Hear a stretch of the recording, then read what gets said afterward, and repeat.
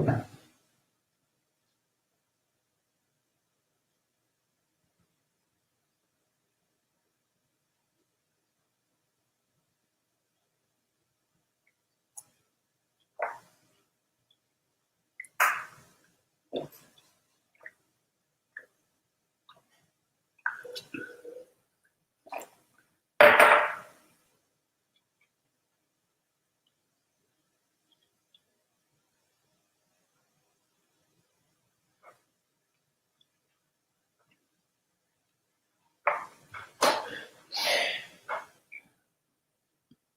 just waiting for some people to get on.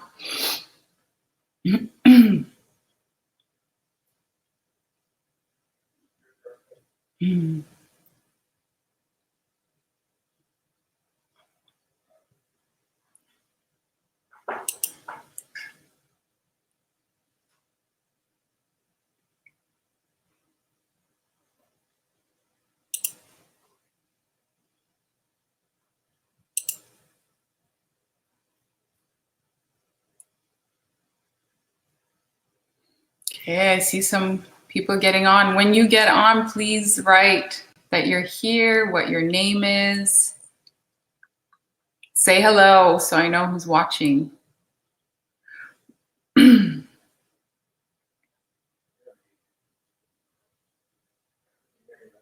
Mm-hmm.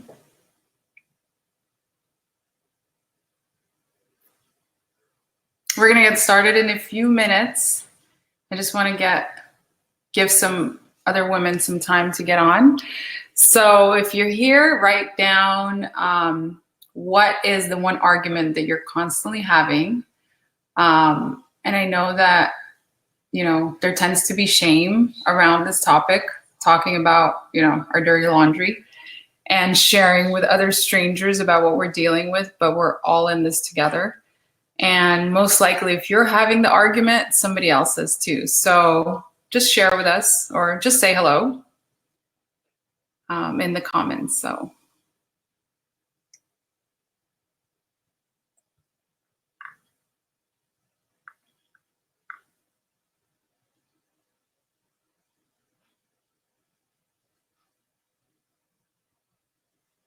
I don't know, where are you guys all from?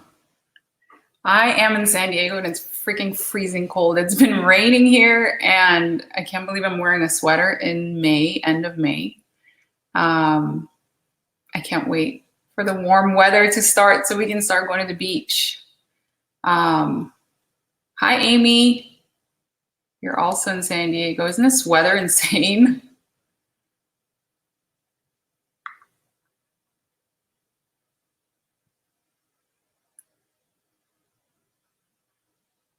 Okay, so it is 12:35 and I want to get to it. So I'm going to get started, and I'm not seeing comments coming in about the arguments,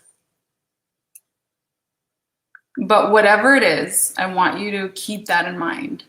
So just to introduce myself, I'm Yana, and I am so happy that you're here. I help women get unstuck in their relationships and create fulfilling partnerships with their men.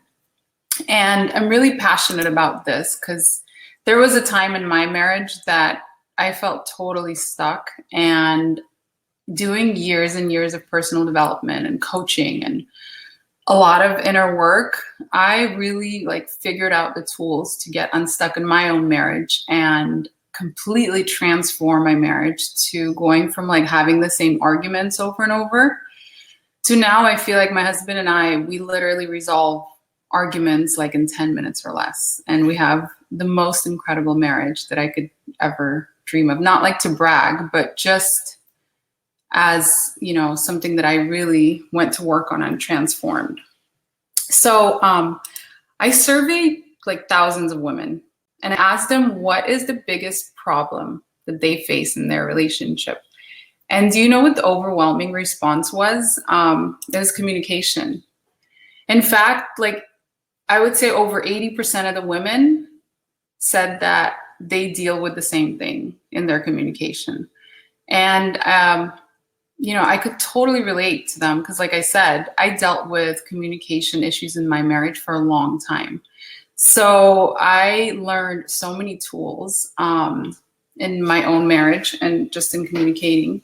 So out of that, I developed a program, an 8-week program for women to transform the communication in their marriage. And the results have been amazing. I've been coaching women one-on-one. And, I have one girl that literally came into the program talking about divorce. And now she's sharing with me that, she's never been more in love with her husband. And they're having more sex and intimacy than they've ever had in their relationship. So I thought about it and I was like, I want to bring this to people. And even in this group, I decided I want to share some of the most important and biggest distinctions out of this program because it's very powerful. And when you do the work, it literally is life transforming and it's going to transform your marriage. So we're going to start with the first distinction. Well, actually, let me back up. We're going to start with what kind of the basis is of the program. Not just the program, but really transforming your relationship. And the first thing that I want you to, hold on,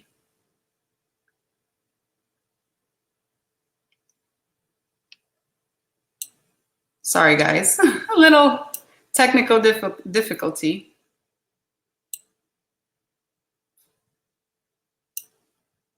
Okay, I'm so sorry. I had to look at my computer for something. So first I want you to think about what is the most common argument that you're having with your partner right now? Like, what is the thing that you keep just recycling and what keeps reoccurring over and over, okay? And then I want you to think about how are you reacting to this argument? I want you to actually write this in the comments because it's very powerful to get present to it. It's one thing when, I can talk to you about it, but it's another when you're actually doing the work and you're processing it. So as I'm speaking, I want you to engage and I want you to really pay attention to like what is coming up for you and doing the work. So for me, I'll give you my own example. For the longest time, my husband and I, we would argue about my relationship with my daughter. And for many years, my relationship with my older daughter, it wasn't so great. And we'd constantly fight and we would butt heads about everything. Every time she didn't want to do what I was asking her to do, I would get so upset and so angry and irritated. And it was like a power struggle over and over and over. And, she would get a way that I saw that she was being disrespectful to me and I would take it personally. And then I didn't want to deal with her and I just withdraw and I just didn't even pay attention to her. And it would irritate the hell out of my husband. Like every time he would approach me about it and how I was being, I would get so defensive that it would drive him crazy and it would end up in an argument. So this argument was happening for years. My daughter's 6 now, and I think her and I would butt heads since she was 2. So for like a good 4 years, it would just be like a constant thing that would happen over and over. And I felt like we were completely on 2 different pages. I felt so alone and like he wasn't seeing, everything that I was going through with her. And, he had a great relationship with her. So I just was like, he couldn't relate to me. And I wanted to be so right about that. And I wanted to be, such a victim about it. So one day I really started imagining what would happen if, everything continued to go the way it's been going. Like if my daughter and I kept having the relationship that we were having and my husband and I kept arguing about it. And I literally, when I got present to that, it brought me to tears. Like I just couldn't imagine having, this kind of relationship with my daughter for, I don't know, my entire life, but like for a long time. I mean, I saw her being a teenager and us fighting like this. And I saw my husband and I arguing about this for years to come. And I'm like, oh my God, if we keep arguing like this, it's going to end in divorce, or we're just going to like be completely separate, you know, living our own lives. So I want you to think about what is predictable for you if you keep having the same argument. Like, fast forward the tape of your life on this prediction. Okay, what do you end up with? Comment in the comment section. Like, what does it look like if you keep having the same argument? Is it going to be more of the same, or does it all blow up in your face one day? Or maybe it already has. What is predictable after you've reached the point of a crisis in this area of your relationship? Now, I want to make sure that you're clear. I'm not saying that this is what is going to happen. I'm not saying it's the truth about the future. We're just considering like what is predictable about your relationship if it's going to keep going this way. That's it.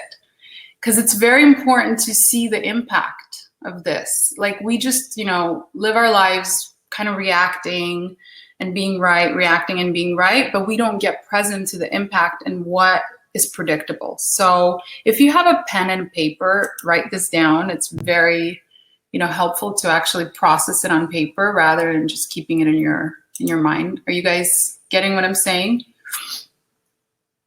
Angela, yeah, I hear you. I know.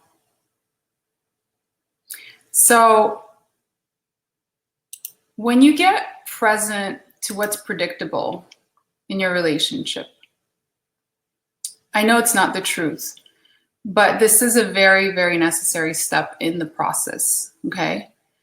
And you get that your relationship is predictable in this specific area of your life. Now that you see that, I want us to look, why is your relationship so predictable? And I want you guys to think about something. When you were born into society, you inherited a way of being as a woman, and you learned an inherited way a man should be. I've actually been writing about this in the group. And you learned it from your parents. You know, I've been asking questions like what you learned from your parents. You also learned it from, you know, extended family, from friends, from Disney movies, from books with happily ever after endings, from, you know, the Barbie and Ken toys, and all of it has been inherited. Like, you learned all of it and you had no say so in the matter. Like, you actually never consciously chose or created any of it. You never had a chance because it's always been on this like default way that you've been reacting. So I want to ask you a question, and, you know, comment in the comment section. How are women supposed to be in a relationship or in a marriage? What did you learn from your mom? What did you learn from your dad? What did you decide that you were going to be like? Or maybe you decided that you were never going to be like your mom. You know, there's certain things that we pick up from our moms that we like, and then certain things that we don't like. So in the comments, just write, you know, what did you learn?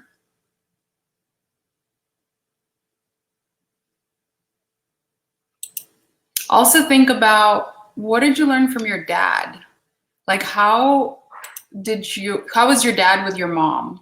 Or maybe you didn't have a dad. So what did you learn men should be like? You know, if your dad was a hero, what did you make that mean? And if he was a disappointment, what did you learn about men? And how are men supposed to be in a relationship? And then what did you make it mean about the men in your life? Like, how are they supposed to be in a relationship? With you, with the kids, all of it.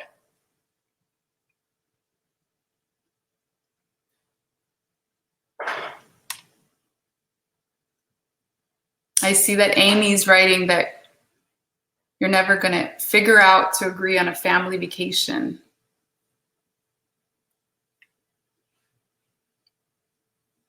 ends up in divorce. Yeah, thank you for being so vulnerable. So consider what you learned from your parents and everywhere else is actually playing itself out in your relationship and in your marriage. And that, like I said before, up until this moment, you've actually never had a say-so in how your relationship would actually go. It's all been like on this automatic pilot. And it's been like this for your partner as well. So you guys are all, just in the relationship, kind of reacting based on what you learned from mom and dad, from society. And when I looked at this myself, I clearly saw that I was reacting exactly the way my mom did. And, my mom, I love her to death, but she always got defensive. Like whenever her and my dad got into an argument, she would just get defensive. And even with my daughter, the way, I would get is when she misbehaved and I viewed her, behaving in a way that didn't work, I would just get defensive, like with my husband and my daughter, with everybody. So anytime there was a conflict, I would have the same reaction of just getting defensive and withdrawing, getting defensive and withdrawing. And, when I saw that, I realized like I had no say-so. So it would just continue to go like this. And it was up to me to get responsible for this and to control the way I am reacting. So given that you're playing these roles out that have been predetermined for you, I want you to consider something. Who has actually been in the relationship? It's probable this is some version of your mom or your dad, or maybe just a version, like I said, of being opposite, or a version of any role model that you learned from growing up. Consider that the person that said yes to being with your partner is a version also of, the female role model that you had growing up, and who has been, reacting to everything. And the point is, you inherited whatever is possible in your dynamic between a man and a woman. So it's all playing out in your dynamic with your husband. And consider that all of your expectations, they've been predicated on an inherited view of what a relationship should be. Now, I'm not saying that you can't ask for what you want in a relationship. All I'm saying is that you have not, up until this point, like you have not created a powerful relationship to what you want because you actually haven't had a say-so in the matter. You've just been on autopilot. Can you guys relate to this? Who's with me? Can you see this? Just comment below if you guys are relating to this. Now, I know that as humans, like we want to jump to fix this and we want to get the tools right away to, how do I fix this? What do I do to get out of it when you get so aware of it?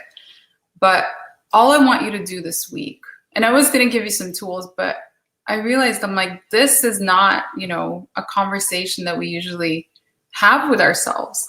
And all I want you to do this week is just to actively notice how you're reacting in the arguments, when you're having these arguments, and notice, who's reacting to the argument. Is it some learned way that, you think you should be or you shouldn't be?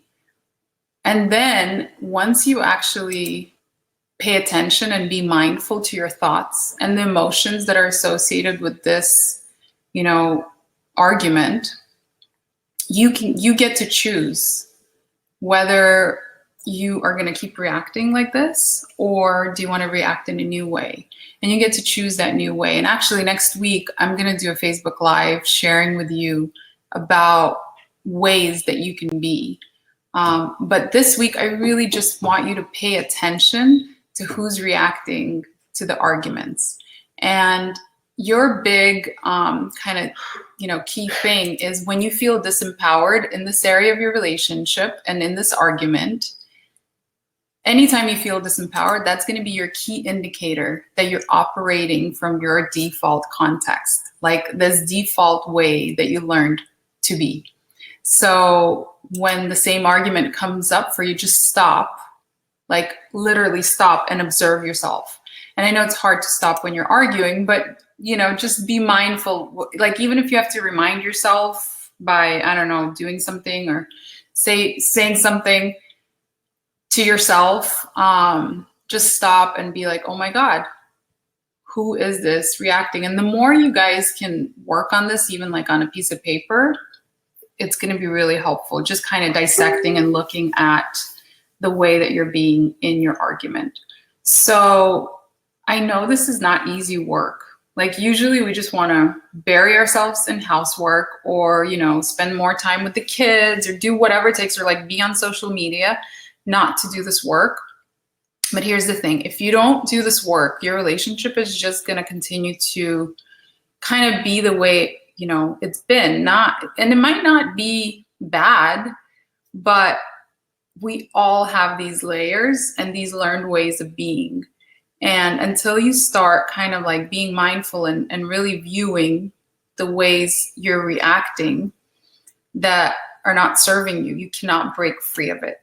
So this is like the first step to getting unstuck in your marriage, is just starting to really do the work to pay attention where, you're not being yourself. So I'm really grateful that you guys, listen to this. I'm starting, like I said, the 8-week program in June, and I would love for you to join me. It's super impactful. The results are amazing. And, what we talked about today is just literally like not even scratching the surface. I go way deeper about really, going to work on uncovering what is learned, and then completely transforming these learned ways of being to something that you really want, like a marriage that you really desire. So I invite you to join the program. If you guys want more information, just send me a private message. And thank you for being a part of this group. It makes such a difference for me to, communicate with you every day. And also, if you ever have like any questions or advice that you want or anything at all, please feel free to use this group for support and advice. We are all in this together. You don't have to go through it alone. And so many women tell me that they're dealing with stuff, but they're too afraid and too ashamed to talk about it. So this is, a platform that I created for all of us to connect and really support one another in, going through whatever we're going through in our marriages together. So yeah, don't be shy, and have a wonderful rest of your week. And if you guys ever need extra support, feel free to message me. I'm here for you. Okay, bye.